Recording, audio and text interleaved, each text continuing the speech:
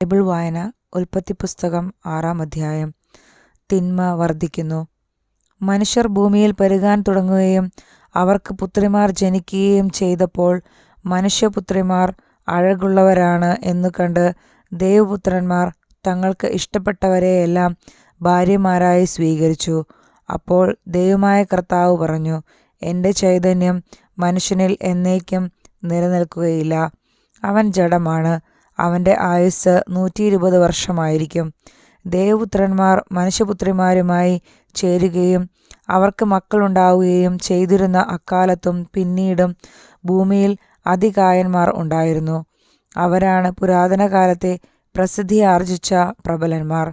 ഭൂമിയിൽ മനുഷ്യൻ്റെ ദുഷ്ടത വർദ്ധിച്ചിരിക്കുന്നെന്നും അവൻ്റെ ഹൃദയത്തിലെ ചിന്തയും ഭാവനയും എപ്പോഴും ദുഷിച്ചതു മാത്രമാണെന്നും കർത്താവ് കണ്ടു. ഭൂമുഖത്ത് മനുഷ്യനെ സൃഷ്ടിച്ചതിൽ കർത്താവ് പരിതപിച്ചു. അത് അവിടുത്തെ ഹൃദയത്തെ വേദനിപ്പിച്ചു. കർത്താവ് അരുളിച്ചെയ്തു, എൻ്റെ സൃഷ്ടിയായ മനുഷ്യനെ ഭൂമുഖത്തുനിന്ന് ഞാൻ തുടച്ചു മാറ്റും.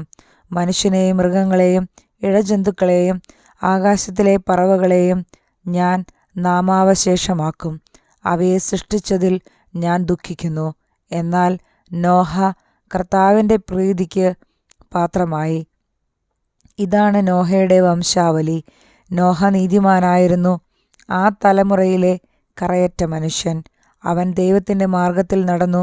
നോഹയ്ക്ക് 3 പുത്രന്മാരുണ്ടായി, ഷേം, ഹാം, യാഫേത്ത്. ദൈവത്തിൻ്റെ ദൃഷ്ടിയിൽ ഭൂമിയാകെ ദുഷിച്ചതായി തീർന്നു. എങ്ങും അക്രമം നടമാടി. ഭൂമി ദുഷിച്ചുപോയെന്ന് ദൈവം കണ്ടു. ലോകത്തിൽ മനുഷ്യരെല്ലാം ദുർമാർഗികളായി. നോഹയുടെ പെട്ടകം. ദൈവം നോഹയോട് അരുളിച്ചെയ്തു, ജീവജാലങ്ങളെയെല്ലാം നശിപ്പിക്കാൻ ഞാൻ നിശ്ചയിച്ചിരിക്കുന്നു. അവർ മൂലം ലോകം അധർമ്മം കൊണ്ട് നിറഞ്ഞിരിക്കുന്നു. ഭൂമിയോടുകൂടി അവരെ ഞാൻ നശിപ്പിക്കും. ഗോഫേർ മരം കൊണ്ട് നീയൊരു പെട്ടകമുണ്ടാക്കുക. അതിൽ മുറികൾ തിരിക്കുക. അതിൻ്റെ അകത്തും പുറത്തും കീലു തേക്കണം. ഇങ്ങനെയാണ് അതുണ്ടാക്കേണ്ടത്. 300 മുഴം നീളം, 50 മുഴം വീതി, 30 മുഴം ഉയരം. മേൽക്കൂരയിൽ നിന്ന് 1 മുഴം താഴെ പെട്ടകത്തിനൊരു ജനലും വലവശത്തൊരു വാതിലും വയ്ക്കണം. താഴെയും മേലെയും നടുവിലുമായി 3 തട്ടായി വേണം പെട്ടകം ഉണ്ടാക്കാൻ. ഭൂതലത്തിലെല്ലാം ഞാനൊരു ജലപ്രളയം വരുത്താൻ പോകുന്നു.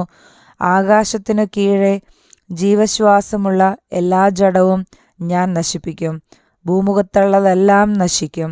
എന്നാൽ നീയുമായി ഞാൻ എൻ്റെ ഉടമ്പടി ഉറപ്പിക്കും. നീ പെട്ടകത്തിൽ കയറണം. നിന്റെ കൂടെ നിന്റെ ഭാര്യയും പുത്രന്മാരും അവരുടെ ഭാര്യമാരും.